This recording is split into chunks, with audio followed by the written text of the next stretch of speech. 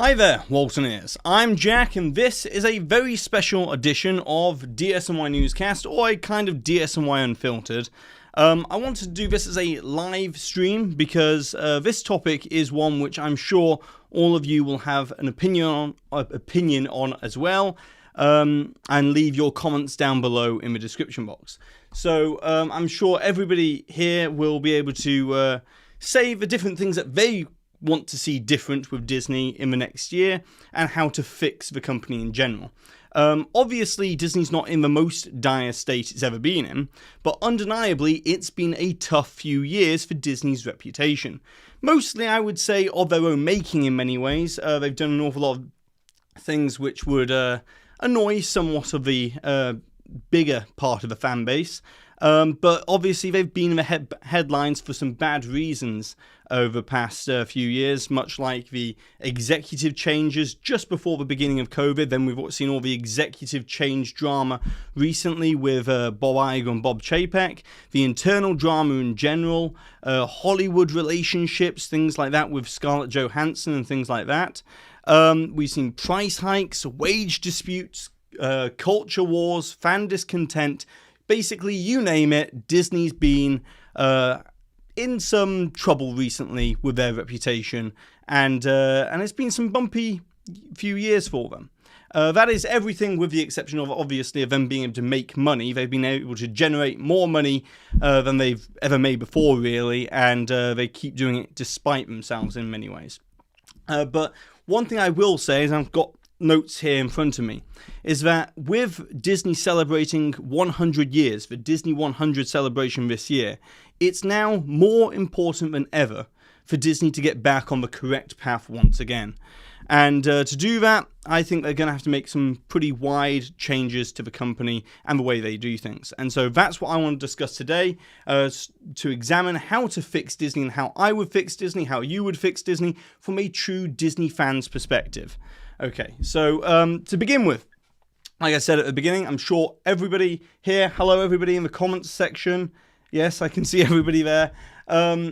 And I'm sure everybody will have their own opinions on this topic. I'm not saying that my way is necessarily the one correct way of doing it. I'm just saying this is how I would fix Disney's brand reputation, the lack of trust that people have in the Disney brand at the moment, and how to get Disney back on the correct foot once again. So let's begin. The first thing, which I think, and I've got some title cards here to keep me on track and some bullet points here as well. But basically, I would say, I mean, I'm looking down here at the notes as well, but Disney, number one, they need to fix their brand image and reputation. And I know that sounds easier said than done. It's easy for a fan like myself to sit here and just say Disney needs to fix their brand reputation. But the previous CEO, Bob Chapek, did immense damage to Disney's brand image overall and their reputation. It was kind of a like slow degradation, a slow erosion of what we knew Disney stood for. And so it even got to a point where, I mean, I've got a graphic here where I can put into the live stream. Give me a second. Yep, here we go. Just going to whack this one in there. Yeah, so it even got to a point where Fortune, which is a very well-respected company, journalistic standards and things like that, released their world's most admired companies list. And the Walt Disney Company's ranking has dropped from number 4 to number 6. And I know that doesn't sound like a particularly big change, 4 to 6. But as you can see here, 4. So you got 2019, 2020, 2021. And then what happened in 2020 into 2021? Well, they had a change of leadership. And in 2022, they dropped to 5. 2023, now they're at 6. And if they don't do something about this soon, in the next couple of years, Disney may slip down that scale. And if they get towards 10, that's a really bad point for them, because they are one of the largest companies in the world, and they should be one of the world's most admired companies as well. But that is just the tip of the iceberg there in terms of their brand reputation. Like I said at the beginning, they've had a CEO leadership change. Bob Iger, the previous CEO of Disney, has returned back to the company after stepping down in 2020, giving the reins over to Bob Chapek, and now it's back in Bob Iger's hands again.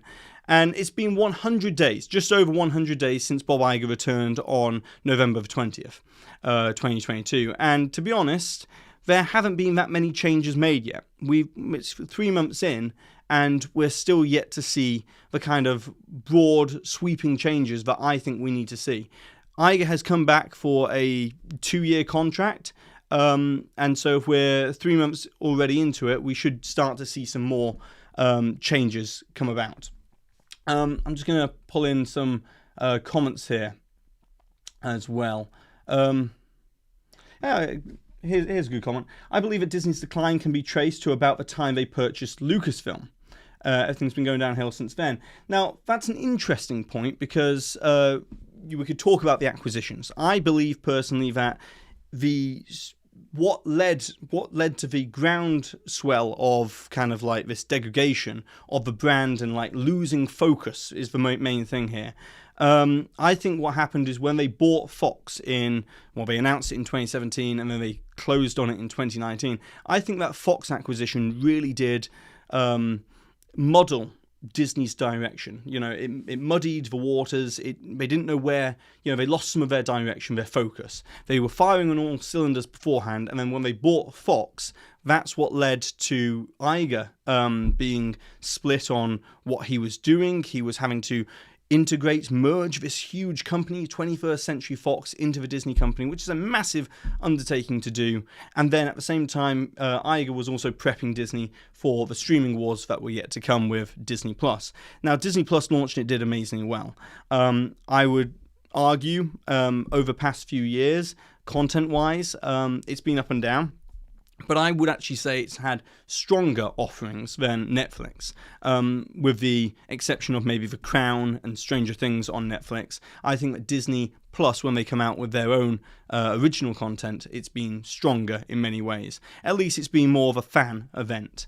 I want to also make a point here that basically this slow erosion of the brand, it's not like Disney haven't got ways to actually kind of like speed up the healing process. Because I know everybody, when they hear the word brand, you see this Disney logo here, and that's a brand. This is a marketing buzzword everybody thinks is thrown around in business, but it has very real value to a company. It's an intangible asset which is essential to Disney's success. And so the two things that you should remember when it comes to branding that are most important is perception and emotion. And in previous years, Disney has been perceived by negative news media, and they haven't been, and this is my first point which I want to get to here, they need to control the narrative again. They need to get back in control of their own narrative. They need to come out swinging with a narrative change, basically. Say, we are the Disney Company. This is what we stand for, and, try and get ahead and be proactive. Because under Chapek, the communication strategy of Disney was very much a reactive approach. It was, from one headline to another, Chapek was just basically trying to put out fires all over the place. It wasn't a coordinated communication strategy. And so, when it comes to the future, Disney needs to be proactive once again. Proactive instead of reactive. And by controlling the narrative, they can then decide how they're going to be perceived. Because if you're not deciding and playing within that field of knowing how you want to be perceived, perception, as we all know the old adage goes, perception is reality. And so if they're not trying to control how people perceive them, which is a normal thing for any company to do, then perception is going to become reality and they're going to be in the mess that they're in right now. And that will also negatively play into the other part of branding, which is emotion. How do you feel about a brand? And if you're not being perceived well, if you're not receiving the kind of story that you want to put out there, then obviously people are going to be left with a biased view, and it's going to lead to a degradation of the overall brand because you're not playing within that same field of controlling your own narrative. So that's the first thing I think that they need to do: repair the brand by controlling the narrative once again. And say what you like. Previously under Iger, I think they had a much slicker messaging.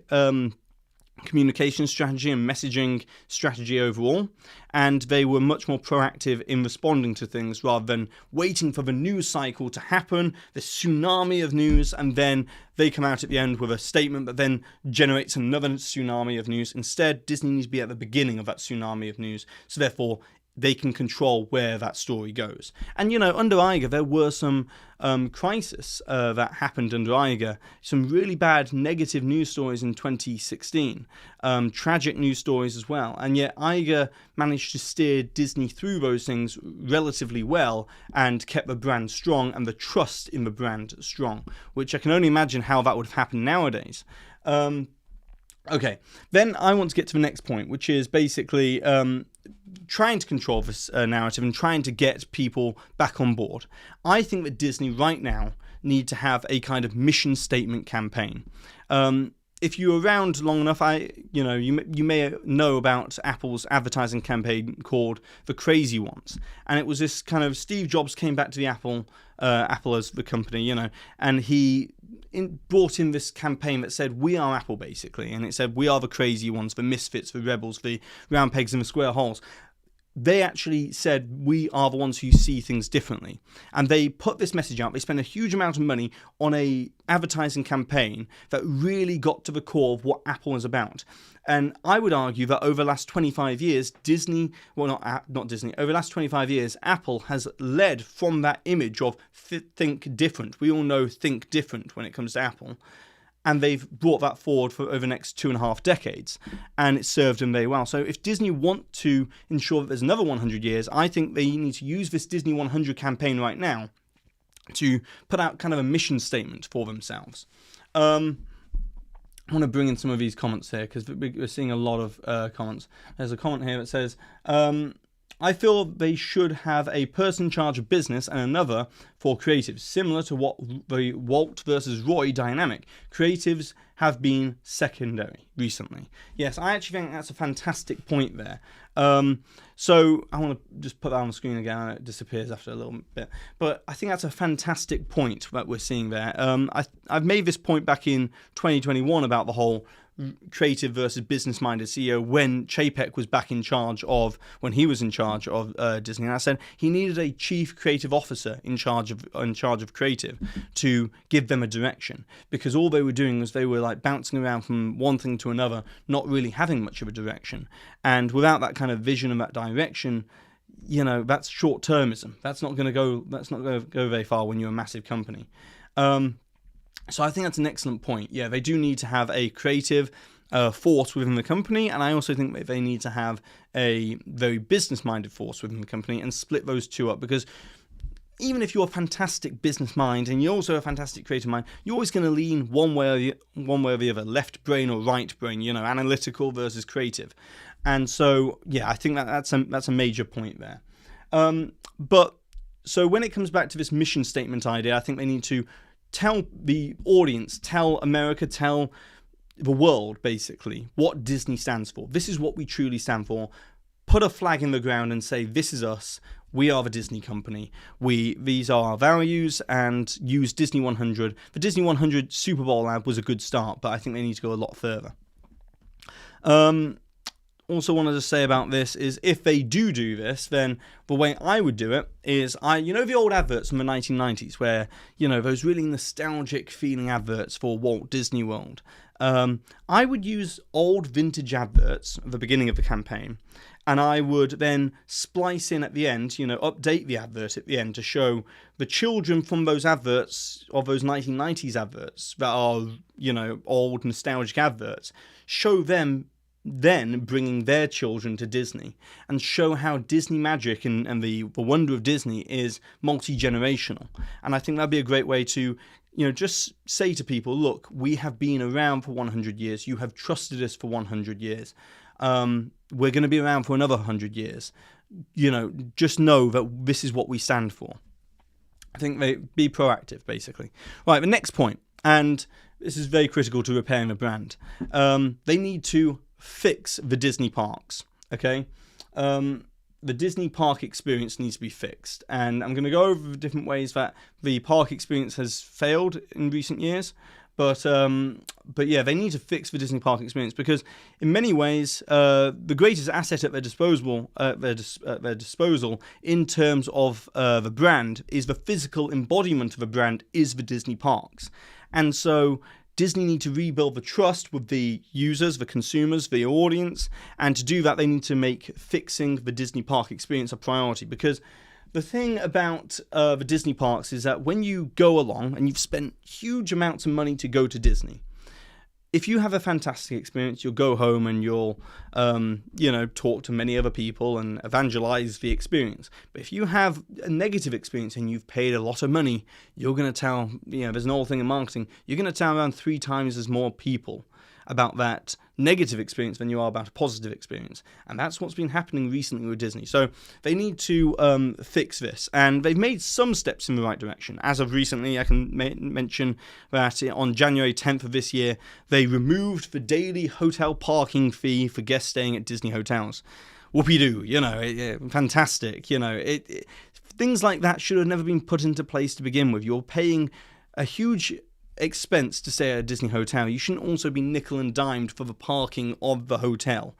Giving guests who purchase Genie Plus, which is ranging from around $15 to $20 a day, giving them free downloads of PhotoPass on rides. And this, I don't know why that wasn't part of Genie Plus to begin with. It's a no-brainer. They're not really making money off those kind of on-ride photos that much. So just include it in the price, add extra value for money. And that's going to be coming back on March 20th onwards. And then beginning on April 18th, they are going to allow annual pass holders at Walt Disney World to enter the park after 2 p.m., not needing a park reservation, except for Magic Kingdom on Saturdays. But yeah, they're going to allow that. So what I'm going to say right now is that Disney benefited. The pandemic in many ways allowed Disney to hit the reset button, a big reset button on their park experience. And that has massively benefited Disney. Genie Plus, they removed fast passes because obviously we can't have fast passes when we reopen. We need standby queues. And with the standby queues, now they brought in paid fast pass. So they hit the great big reset button, and it helped them to some degree. But they can't have it all their way. They can't have everything going their way when it comes to the benefits of what they've had from hitting the reset button. They've now got to stop using the excuse of, we need the park pass reservation system. It should go away. This park pass reservation system, it's extremely complicated. I personally believe it should go away, but I know the reason why Disney have got it around still, despite us not being in pandemic conditions, is because it allows them to optimize the amount of cast members that they need in the park for ultimate efficiency. So, on any given day, they can set the limit for that park, and they know the amount of people who are going to turn up with park passes, they know the amount of people who won't use that park pass, and they can staff accordingly to that. But so it's a great benefit for them, but let's be honest, it's been a few years now. It needs to go. We need to get Disney back to the experience of what it was before. And then the other thing, which is very annoying. So this 2 p.m. Rule, this 2 p.m. rule also has a park hopping rule. So we all know what park hopping is. Back in the good old days before park reservations and things like that, it meant that you could just park hop to any park you wanted to. You paid for a park hopper ticket, and if you start off in Magic Kingdom, you could go over to Epcot at 11 a.m. or 10 a.m. if you had you change of plans or whatever. But now there's a situation where families have booked a park reservation for Epcot because they couldn't get one for Magic Kingdom, and are turning up at Magic Kingdom's gates at 1:45 and are gathering outside Magic Kingdom's gates at 1:45 and waiting 15 minutes for the time to tick by and go, okay, it's 2 p.m, and then they all go inside the park. It's just a terrible experience. I mean, there's other examples where families have turned up at the other park thinking it's after 2 p.m, and they should be able to enter. But here's the really stupid part of the park hopping rule. And it's even if it's after 2 p.m. and your first reservation was for Epcot and you want to go to Animal Kingdom after 2 p.m, you've got to initially go and scan in at Epcot to then go over to Animal Kingdom. If park hopping's in place after 2 p.m, Why do we have to go and scan in at another park to go to that other park? It's ridiculous. It's making the guest jump through hoops for no reason whatsoever. And it needs to be assessed, it needs to be evaluated, it needs to be examined. Because if they don't do that, then more and more guests are just going to feel like, well, it's actually an inconvenience to go to Disney. You know, we are clearly an inconvenience to Disney if we have to go do all these different rules to enter their parks. It needs to change. These things need to change. These are massive things that the overall park experience, you know, the rides themselves are fantastic. Imagineering do a great job with those. And I don't think the actual core of the Disney experience has changed too much. But these things around the edge, this peripheral changes, are what's leaving a really ugly taste in the mouth of many guests when they leave Disney. So, yeah. They have a taste of the Disney experience that they once had, and they go away feeling, oh yeah, well, it was really inconvenient to have to do this and that, you know. And especially when you've got Universal down the road that don't require any of these things, it seems even more antiquated. The other thing, virtual queues.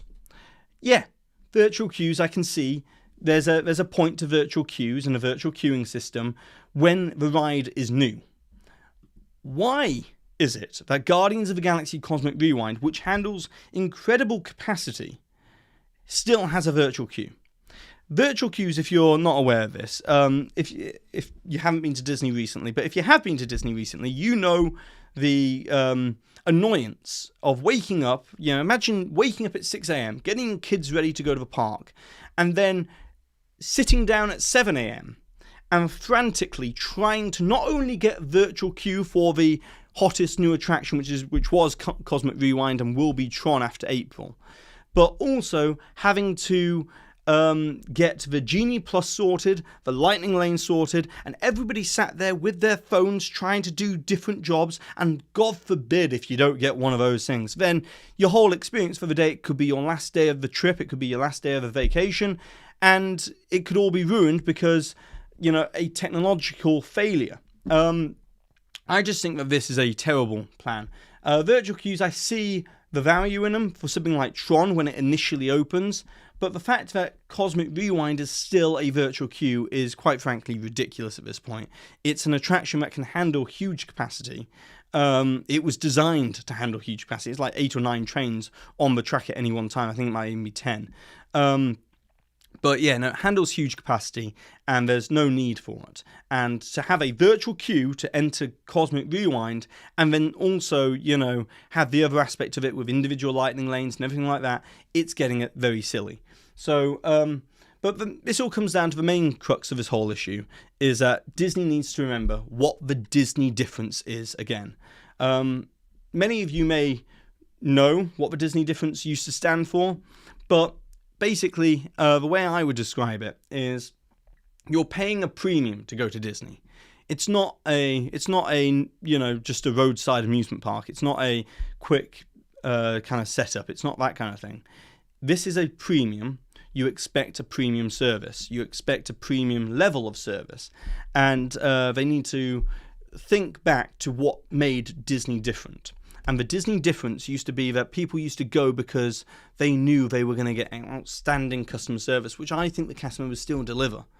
But they are hindered. The cast members have almost been sort of, you know, undermined and kneecapped by the Genie Plus rules. You know, like, let's say, for an example, your child, you know, has had an accident, dropped an ice cream on them or something like that, or they couldn't go on the ride or whatever, you know, something that would put a little bit of a damper on the Disney day. It used to be that guests would be able to be given a fast pass, and it would be an extra little fast pass. Here's a fast pass, go use it on anything. And those cast members would then feel like they're making Disney magic. And because Genie Plus is now behind a paywall, it means that the cast members can't make that. They've had a tool taken away from them to make magic. And so the customer service level's there, but their tools have been stripped away in many ways. And if they don't have the arsenal of tools, then obviously it's going to make them harder for them to make the Disney magic. But it's things like that that made the Disney difference worthwhile. Other things, complimentary service from the airport to the resort and back. To stay at a Disney hotel versus a Good Neighbor hotel, the difference was that Disney used to do things differently, and because they could do things differently, because they are Disney, they could do these things on a grander, bigger scale than before. And I think they've just stripped away so many things now that it's made staying on Disney property, you know, a very marginal kind of thing to decide whether you want to stay on Disney property or not. Whereas before, the Disney difference used to be, you know, Magical Express. Also, the very popular Disney dining plan still isn't back yet. I don't know why, because it made it extremely easy for families to go around Walt Disney World and feed their children and sort out reservations and things like that. The Disney dining plan was something that was often heralded by fans and people who, you know, even people who went for longer vacations like most people in the UK do. And it's not back yet, and I don't know why it's not back. There's no reasoning for it not being back yet, really. And that's the other thing that Disney aren't doing at the moment, is there's no transparency about, there's no transparency of message or communications about these things. All of a sudden, just an article will drop or a tweet will drop, and we'll all of a sudden find out. But I really do think that Disney need to bring these things back. And then just other smaller things. The cleanliness in the parks. They need to invest in more cleanliness. They need to invest in the maintenance of these rides and in the parks as well. You're paying a premium. There should be the Disney difference once again.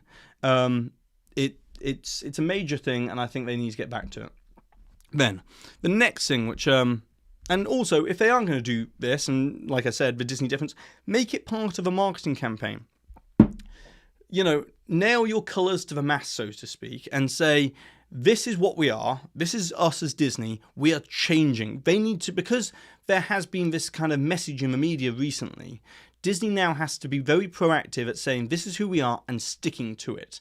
You know, we are going to bring back the Disney difference, and make it a core centerpiece of the Disney experience, and then they'll really get across, and they have to really carry out a huge wave of changes basically to get to here. But then, you know, say to the consumers, hold us accountable when you come to the Disney parks. There should be the Disney difference. You know, reinforce these changes with a marketing campaign, and goodwill from the consumers and the fans will rematerialize. You know, it just will again. So I need to have a quick drink.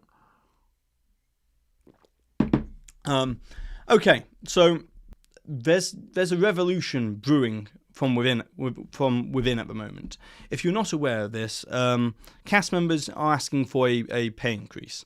They're currently on $15 an hour. They want to be increased to $18 an hour, and there's wage disputes going on, and Disney are playing hardball with their cast members. Cast members have been through an immense amount of stress and difficult situations during the pandemic. There's a cost of living crisis, and I truly believe that Disney needs to take care of their cast members a lot better. If you want to repair the brand, you need to begin by repairing from within and making sure the people who run the company feel valued. And that is supported. Supported financially, supported in terms of being, you know, go and say what you need to say. Things like that. I feel like it's very strong that it kind of leaves a strong taste that isn't particularly good when you hear stories of wage disputes with Disney. And I'm just going to pull this up. Give me a second. So basically, we all know that the cost of living is going up, and all frontline cast members are asking for a pay increase.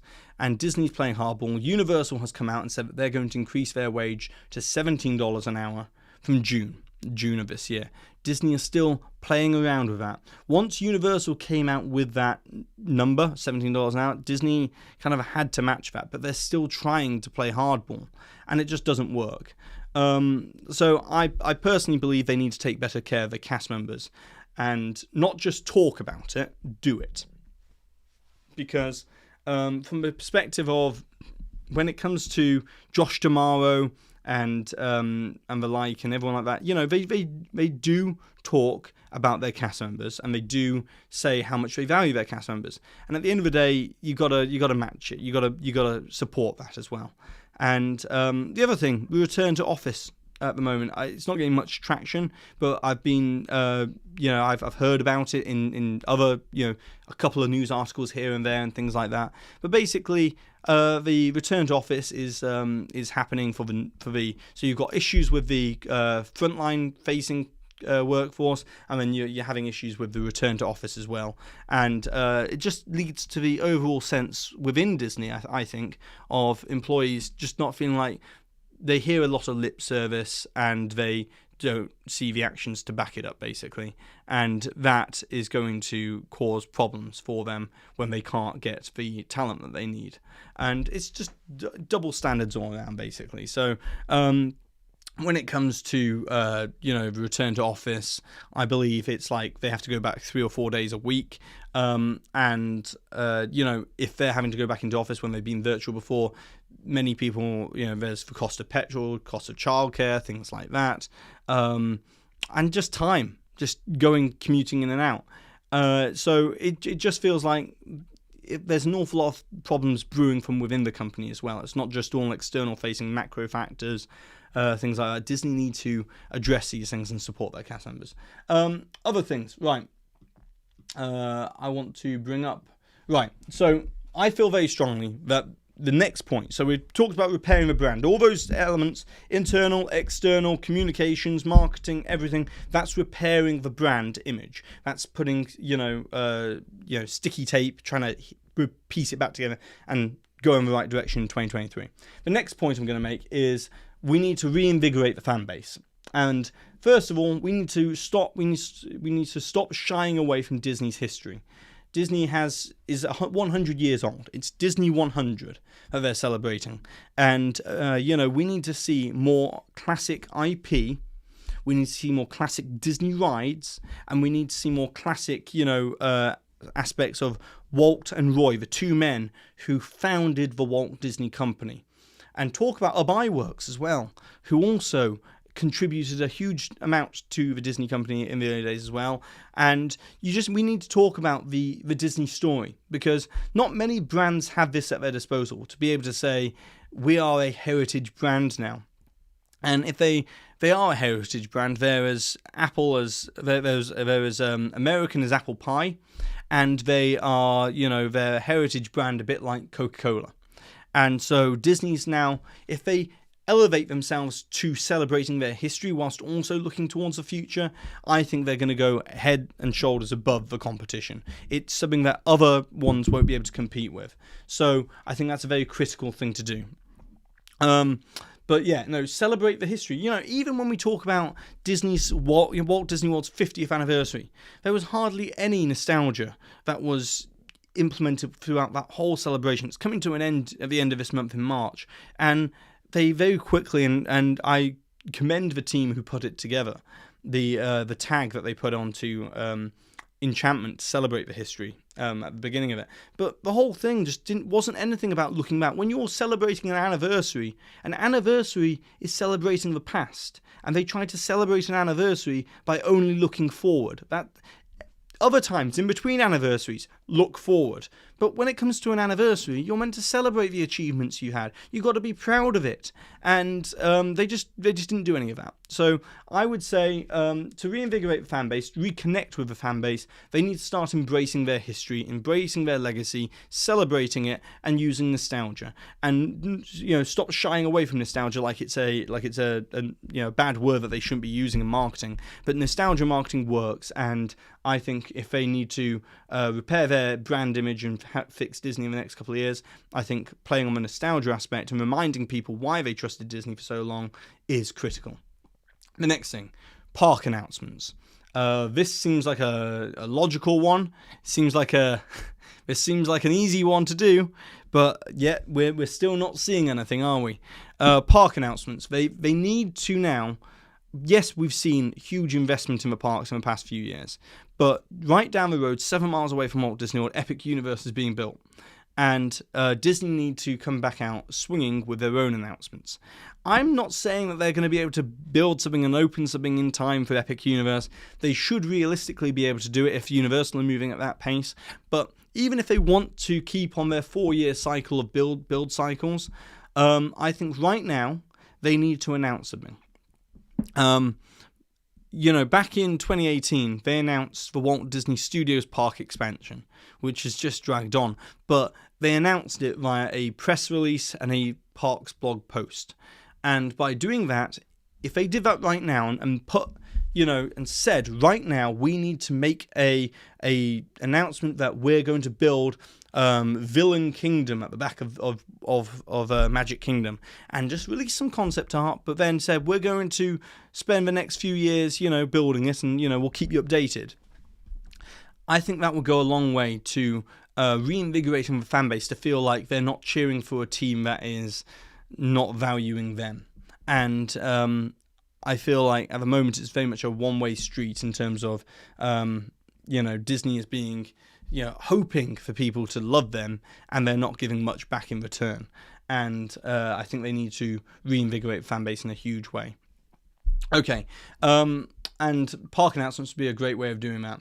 The other thing, transparency. Just transparency with the CEO successor plan. So, with this one, I'm saying this is about reinvigorating the fan base. It's about reconnecting with the fan base. Because I feel like I was in Disneyland Paris when the news came out that Bob Chapek was taking over. And it blindsided not just me as a YouTuber who talks about Disney, it blindsided everybody in the community. It was a shock announcement. And it came out of nowhere. And when you've got a fan base which is so vital to the success of a brand, as Disney is, basically, your fans aren't just fans. They're constituents. They're constituents of your company. And Disney need to be more transparent about the way they go about the CEO successor plan. They need to say, these are our top 2 or 3 candidates. Listen to the feedback. If it's Josh D'Amaro, if it's Dana Walden, if it's Dana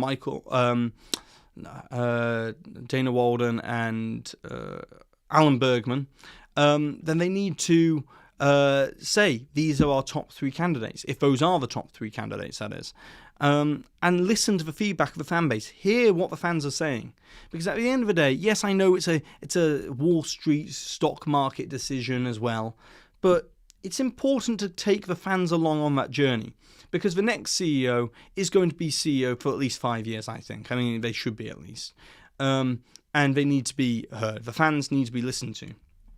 And to not be transparent about the CEO succession plan would be a massive missed opportunity.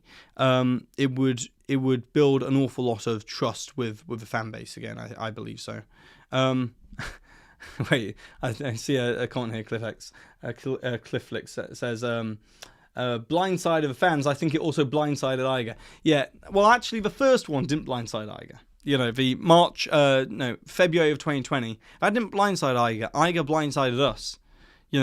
He let Chapek take over. That was a blindside move for all of us. But just transparency with the fan base. It's a critical thing for the fan base to be involved.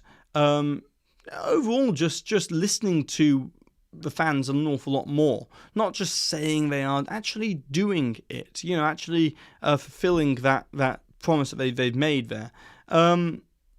There's one other thing I was going to mention about this, right? Making the audiences feel valued again. It's not just us, the guests who go to Walt Disney World parks. It's audiences as well. There needs to be more dialogue, just more communication between the company and the fan base, basically. Then I'm going to move on to the next thing, which is they need to invest in creativity. This is one which Iger has said is one of his pillars for fixing the company. But what I'm going to say is they need to put story first and message second. And the reason for this is, as of recently, I believe that storytelling at the Walt Disney Animation Studios and just Disney in general, it's been all about messaging. and not storytelling. And it sounds very similar. Messaging and storytelling sound like very similar concepts. You know, what is a message? A message is part of a story. What is a story? Well, it also has, they kind of go together. But what I'm going to say is, when it comes to storytelling, the story needs to start first. It needs to be a solid story. If you think about any classic Disney animated movie, yes, there are messages to the story. There are good messages within the story. There's messages of tolerance. There's messages of good over evil. There's messages of morality, having a conscience like in Pinocchio. Messaging is important, but story needs to come first.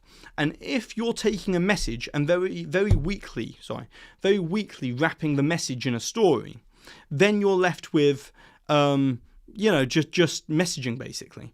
The story plays a second part to the overall message, and Disney do know what this is.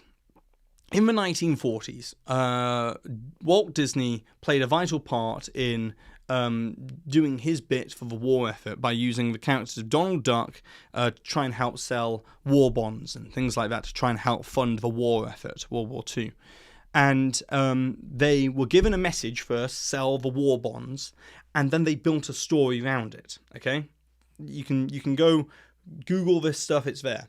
They built the story around a message. Now it feels like Disney's doing the same thing.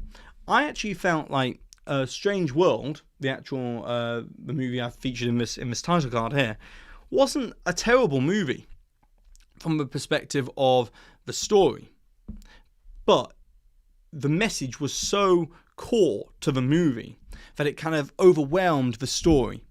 And the characters of, I think the name was Ethan, and the other characters, the Clades, all those in the movie. That should have been the core message of the movie. It should have been about family. It should have been about, knowing who you are and the family embracing you for who you are. Just trust that, family overcomes everything, basically. And it felt so heavy-handed with a climate message. I mean, I'm, somebody who I believe that the climate message should have been in Strange World. I'm a very strong believer in, we need to take care of the climate. Climate change is a thing. It's definitely happening around the world. But it became so heavy-handed that, this is an allegory for climate change, that it wasn't about the story of the characters. The character development kind of fell away. The characters, the son in it was the strongest character, and all the other, I mean the son of, I think it was Ethan Clade. I'm mixing up the names, but the youngest son, he was the strongest character of the whole movie, and he should have been more central to the whole plot. And it just felt like, we're trying to also tell a message at the same time, and I feel like the story needs to be very strong overall. So make story first, message second, and let filmmakers make the story that they want to make. Let them do it. Invest in creativity, give them creative control. Next up, build new franchises. Enough of the sequels. Enough of the milking of the proverbial cash cow of these old franchises. Start to build new ones. Look at the success that Disney had with Encanto. It was a fantastic story. It had really good messages in there. But the story came first, and it resonated. And the character development came first, and it resonated. And I believe that Disney needs to start letting their filmmakers invest in creativity by allowing them to be original with their stories and not being derivative. And then the other thing with investing in creativity, Imagineering needs to be a priority. The one part of the whole company that was the most demoralized under the Chapek regime, from what I can tell, was Imagineering. They saw huge swathes of institutional knowledge and talent leave Imagineering during that time, and they were stripped bare. And by doing that, it's meant that Imagineering has almost lost some of its confidence. I feel like they're a bit shaken in terms of not knowing what they do anymore. And it's a shame, because Imagineering still do amazing work. But I feel like when we talk about investing in creativity, we always think about movies and Disney Plus and filmmakers and animators. But Imagineers are a special breed, and they need to be valued, and they need to be given the confidence to do things which aren't necessarily always IP based.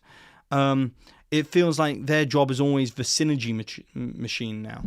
It's no longer we're Imagineers, we imagine things. The imagination part of Imagineering has almost become supplanted by synergy. They're Synergineers, that's not a very good name, but synergy is the most important thing now. The latest movie needs to be in the parks, this needs to be, we need to make that world, and where's the imagination? And they need to be believed in, they need to be given the authority and the power to be able to, and the confidence again, to be original and do what they need to do.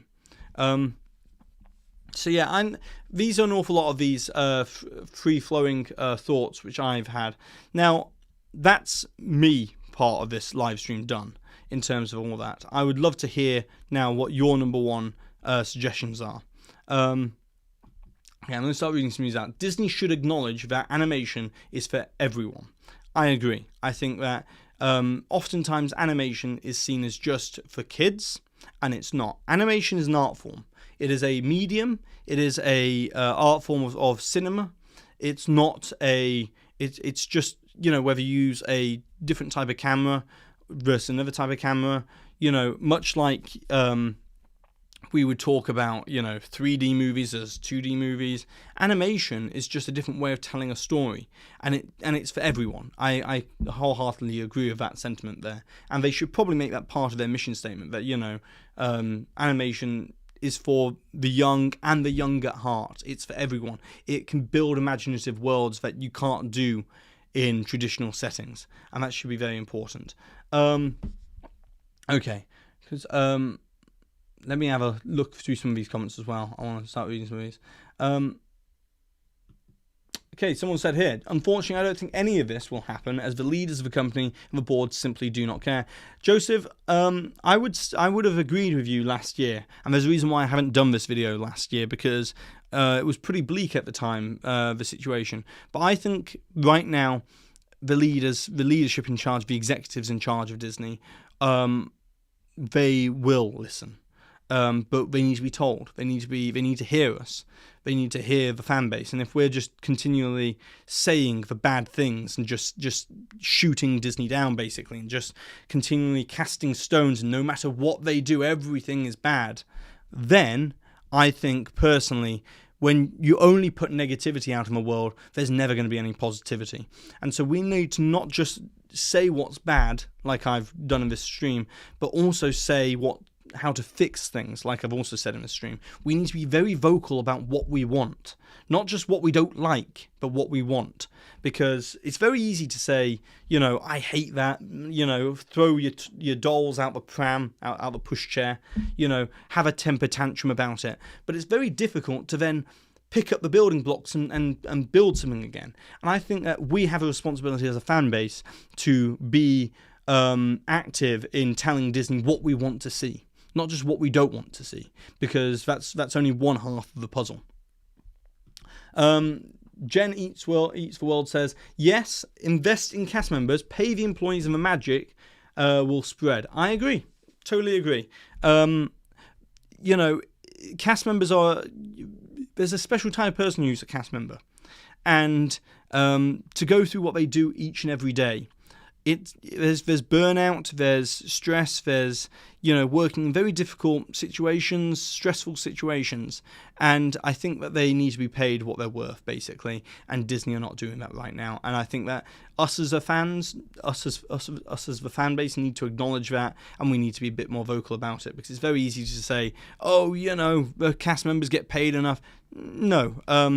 When the situation is that most cast members live near Orlando, and the median rent in Orlando, as of, I think it's pay scale as the website that monitors these things, and this is of the past year, probably 2021, was $1,300 a month. And if you think that the average cast member gets paid around $2,400 a month, then they're spending over half of their pre-tax income on rent, on just a roof over their head. It's crazy. It really is. And I think we need to start, as a fan base, acknowledging this.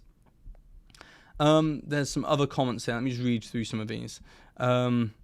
The best Imagineered ride in the world becomes junk when it keeps shutting down. Totally agree. Totally agree there, CK Barry. Yeah, no, if they don't invest in the maintenance, then you haven't got a ride. Because if your ride keeps breaking down, then what's the point in the ride? What's the point of investing in the ride to begin with? But yeah, no, I feel like Disney needs to also, the other thing I will say is that when it comes to investing creativity, they need to also take large creative risks. I'm not old enough to remember Who Framed Roger Rabbit. I'm born in 1991. Roger Rabbit came out in the 80s, but I've seen it and I've watched documentaries on it, and it was a huge creative risk. Even Mary Poppins and the types of animation style, putting people into the animated world, creative risk. I feel that Disney needs to take more creative risks right now. And what I would do, all this talk about the metaverse and things like that, I would actually invest, Walt Disney was a creative risk taker. Fantasia was a huge creative risk for him. He pioneered all different types of things, Circarama, things like that. It's something that Disney needs to look into. And I think the first virtual reality movie, potentially, should be a Disney movie. And Disney know how to build worlds. They've clearly got the team who know how to do virtual reality, because we've seen previous projects where they've done animated movie projects for virtual reality. Even Frozen 2 had a virtual reality project. But I think Disney need to make a statement and say, we're creative risk takers again, and do something with virtual reality, augmented reality. They need to take these big creative risks again. I'm going to look through some more of these comments. Guys, I know this has been a 1 hour live stream so far. Let me know how long you'd like me to go on for. Keep the live stream going. Basically, I usually try and keep these live streams to around 1 hour, but I'm willing to go for like 1 hour 15 if you'd like. But I don't like to make them too long, because it's just a lot of hearing me talk. You know what I mean? But there's only so much you can take of one man's rants and ramblings, basically.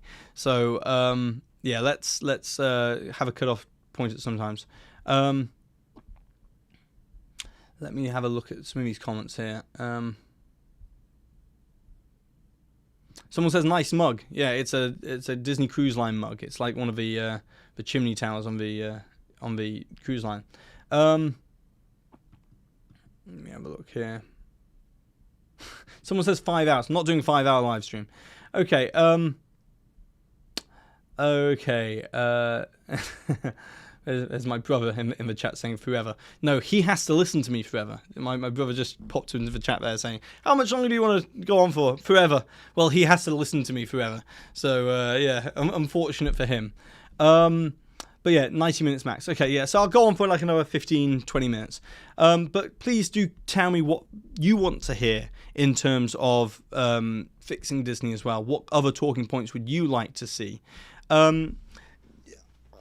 Me as somebody who, and I want to come back to this reinvigorate the fan base thing, because I'm a Disney YouTuber, and I've been doing this for nearly 6 years. And I've covered D23 Expo in 2017, covered D23 Expo in 2019, and then I covered it in 2022. And I've seen a drop-off in the enthusiasm, not just for my content. My content, actually, the views did the best in 2019. 2017 was okay, 2019 was stronger, 2022 was slightly weaker than 2019. But the viewership doesn't matter, really. It's the way people have responded to announcements. And I think there's a real waning factor. And if Disney wait till 2024, September 2024, to make big park announcements, I think that they're going to be missing a huge opportunity. I think the fan base is slowly turning, and it's going to be hard to get these people back. Because if you wait too long to make an announcement, and after seeing Tron get built for a 5-year build time for one attraction, people are just going to go, oh, great. let me know in the next half of a decade if you finished it or not.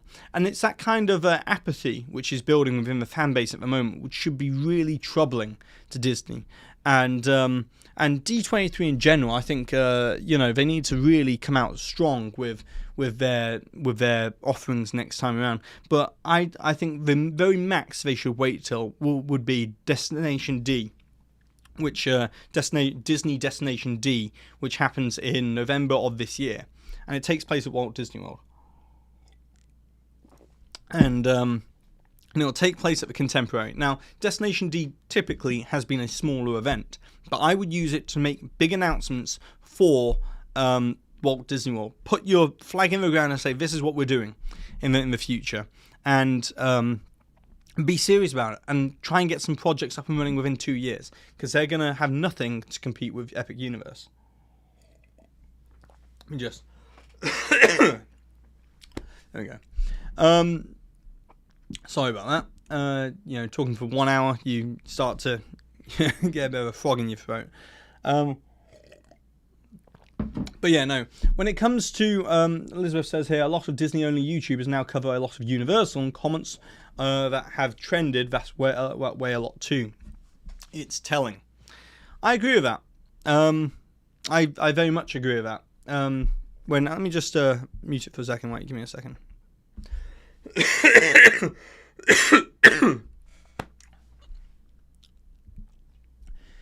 Yeah. No, I think that a lot of YouTubers at the moment are definitely moving towards Universal because they are announcing things and then they're delivering on these things. And Minions was announced for Universal Studios, and now we're seeing something else happening in Kids Zone and things like that in Epic Universe, and the Halloween Horror Nights thing coming to Vegas. And they're announcing things at Universal and delivering on a quicker timescale. And when you build something over the course of 5 years, you're asking, that's a big ask, to get the fans to come on this journey with you for 5 years to watch something get built. Most people probably go to Walt Disney World once every 3 years, 4 years, if you're international. Maybe once every 2 years if you're domestic and you're a big Disney Parks fan. It's an expensive trip. And to see something get built like Tron over multiple trips, it's ridiculous. When Walt Disney World was built in 4 years, it was built in, and Epcot was built in 4 years, and it's taken them 5 years to build Tron. Speaking of Tron, I'm going to Tron tomorrow night for the annual pass preview. Did the microphone not cut out? Did it not? I hopefully muted the mic when I coughed, by the way. I'm just seeing in the comments here that I had to clear my throat, and yeah, someone said great mic skills. Anyway, yeah, so basically, I think that Universal are doing very well with announcing things and actually following through on a quicker timescale. And Disney, when it comes to their parks in the next 2 years, you've got Tron opening this year, you've got Tiana's Bayou Adventure opening next year in 2024, and they've got nothing in 2025. And that's a real problem. It's a real problem that in 2025 you're going to have Epic Universe open, and all the headlines are going to be about how wonderful Epic Universe is. And Disney are going to be over there going, oh, we're still building stuff. So yeah, I think they need to announce something now, elaborate on it in Destination D, and then they need to give us more details at D23 Expo in 2024. And start to re-engage with their fan community again. Cliff Flick says, how many years will it take for Disney to repair its public image? Best case scenario. I think if they do what I have outlined in this video, and it's a bold ask to say you need to tackle all these different areas, but if they did tackle every single one of these areas, and most importantly a big messaging campaign, a big mission statement campaign, I think that would go a long way to repairing their image. And that is one thing they could do right now, and it wouldn't be that expensive, but they would control their narrative again. And I think they could have their image back to a more spotless, clean image without all the negative media attention within, I would say, 2 or 3 years, easy. Because, although the messaging campaign would go on for, let's say, 6 to 12 months, slowly, it'd be a slow burn to get those people back, but I think you'd get those people back sooner than just letting people come around on their own. Because if you don't do anything, if you're not proactive, not reactive, just complacent, that's terrible, because it'll take years for people to realize that Disney has changed. You need to tell people, yeah, we've acknowledged, and this is a difficult thing for a company to do, acknowledge that you've made some mistakes. We made mistakes. People respect people when they put their hands up and they go, made a mistake. And here's how I'm going to fix it, and I'm going to fix it quickly. Steve Jobs, I believe, had a saying which was, or people said this about him, which was, he wasn't always right about his products and stuff like that. But when he was wrong about something, he would be the first person to realize he was wrong about that thing, and then change course and get back on the right path as quickly as possible.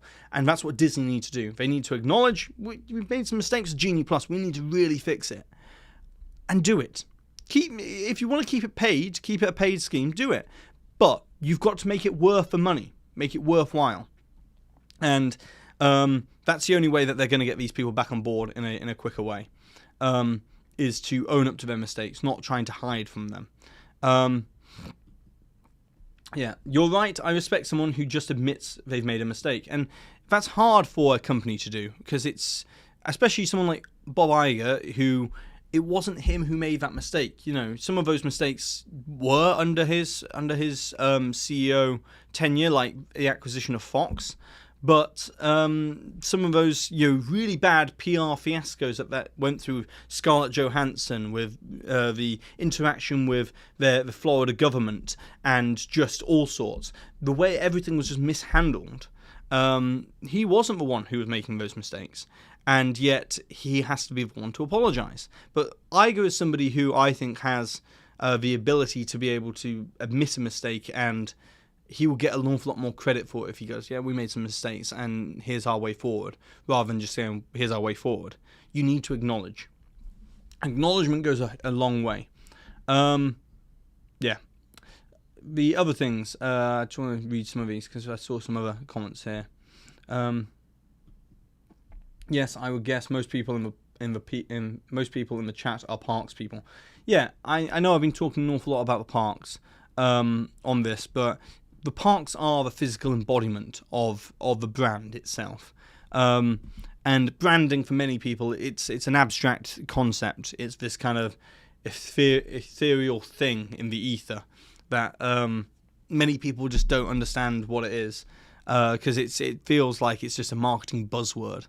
But it's very important, and the physical embodiment of the brand is the parks. Not many companies have a physical touch point where they can be like, I've been to that park, I know what they stand for. And so they need to also give it in messaging as well. Let me read some of these comments.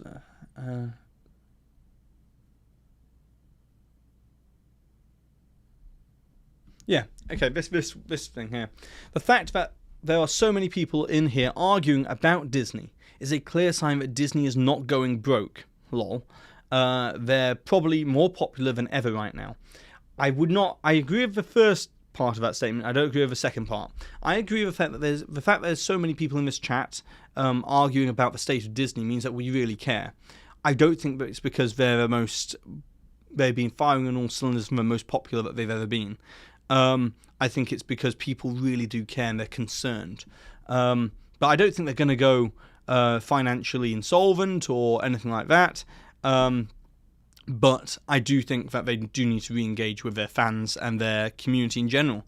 They need to be, there's a thing in business that's called corporate social responsibility, and it's about being a good corporate citizen of the world. It's about taking a stand and being somebody who as a company in general, stands for, livable wages and tolerance and respect and things like that. And that's what Disney stands for. Disney is about those things. But they need to make sure people realise that they're for those things, rather than just allowing a narrative to be created around them. So yeah, I think we've come full circle on everything here, guys. I think we've addressed everything. There's been over 600 comments throughout the whole of the live stream. I've loved seeing your comments. Sorry, it's been a lot of me going through some bullet points here, but obviously I wanted to give the live stream some structure, and hopefully it's been more informative because of that. But also, anybody who's watching this, you know, on repeat, who hasn't joined in live, I would love to hear all your suggestions as well in the comments section down below underneath this video. Be sure to give this video a massive thumbs up, because it helps this channel do better in terms of, you know, getting more people to see this type of video. I know it's been a conversation about a topic where there's no right or wrong answer. We all care an awful lot about this, but it's something I've wanted to get off my chest for a while, and especially now we're 100 days into the Iger CEO tenure, I feel like we need to have this conversation. I didn't want to just do this as a to camera video that was just like, here's my opinion, and you know, I wanted this a bit more two-way, because you brought up some topics along the way here that I hadn't thought of, and also it shouldn't be a polished thing. It shouldn't be polished. It shouldn't be well edited. It needs to be a raw, open discussion. And I feel like that's what this has been, even though I have coughed a couple of times at the end. But yeah, no, it's been a good long chat, and I hope that you can tell that I'm a massive Disney fan. I'm always going to be a Disney fan. I'm a lifelong Disney fan. I've always cared about the brand, but I do think they need to use this year, particularly Disney 100, to fix many of their issues going forward. So therefore, there's another 100 years of the Walt Disney Company ahead of them. And with that being said, for today, hit the thumbs up, hit that like button, share this video with a friend if you agree, or comment down below. Let me know what you want to see fixed about Disney.